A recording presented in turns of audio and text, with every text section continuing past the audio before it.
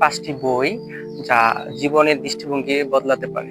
প্রথম বইটি হচ্ছে আরিফ আজাদ ভাইয়ের বেলা ফুরাবার আগে। বইটি অনেকের জীবনের মোড় ঘুরিয়ে দিছে। বইটা অনেক সুন্দর, চাইলে আপনারা পড়তে পারেন। 2 নম্বর বইটা হচ্ছে রিক্লেম ইওর হার্ট।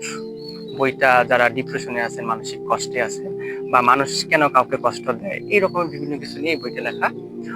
বইটি সম্পাদনায় আছে শাইখ আহমদুল্লাহ, আর অনুবাদ করছে হচ্ছে মাসুদ শরীফ ভাই। খুবই অসাধারণ অনুবাদ, আপনারা চাইলে পড়তে পারেন ওই বইটা। 3 নম্বর বইটা হচ্ছে পুষ্কাঞ্চন স্যারের সুখের সমীকরণ। জীবনের জটিল অঙ্কটা মিলুক সহজেই, এখানে এমপাওয়ার সিস্টেম নামে একটা মেথড আছে, যেটা অনেক ইউজফুল, আপনারা চাইলে পড়তে পারেন, আসলে ভালো লাগবে। এই বইয়ের প্রায় 300 পেজ আছে, একটু ভারী বই, তবে আশা করি যদি পড়েন অনেক ভালো লাগবে, অনেক কিছু জানার আছে। 4 নম্বর বইটা হচ্ছে আসমান, লতিফুল ইসলাম শিবলি। বইটা যে গল্প জীবনের চেয়েও বড়। বইটা থেকে আসমান থেকে যদি আমি নবাদ দিই, তাহলে হচ্ছে আসমা, একটা মেয়ে সম্পর্কে বলা হয়েছিল। মূলত 2টা মেয়ে সম্পর্কে এখানে কাহিনী আছে। কাহিনীটা অনেক বড় কাহিনী, বিশাল কাহিনী। এই বইয়ের প্রথম কিছু লাইন যদি আমি একটু পড়ে শোনাই। প্রথম যে লাইনটা ছিল, প্রায়টা ছিল, হৃদয় আল্লাহর ঘর।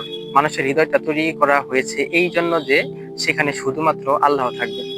সে ঘরে আল্লাহ ছাড়া অন্য কিছু ঢুকলে শুরু হবে তোমার জাগতিক অশান্তি। খুবই সুন্দর একটা বই। সর্বশেষ 5 নম্বর বইটা হচ্ছে সাব্বির আহসান স্যারের লেখা ভাইরিয়া পড়ে। যারা নতুন বই পড়তে চাইতেছেন, কি বই দ্বারা শুরু করবেন বুঝতে পারতেছেন না, তার জন্য এই বইটা রিকমেন্ডেড, আশা করি অনেক ভালো লাগবে। এই ধরনের বই রিলেটেড ভিডিও যদি চান, তে কমেন্ট করতে পারেন, নেক্সট টাইম আরো দিব ইনশাআল্লাহ। আল্লাহ হাফেজ।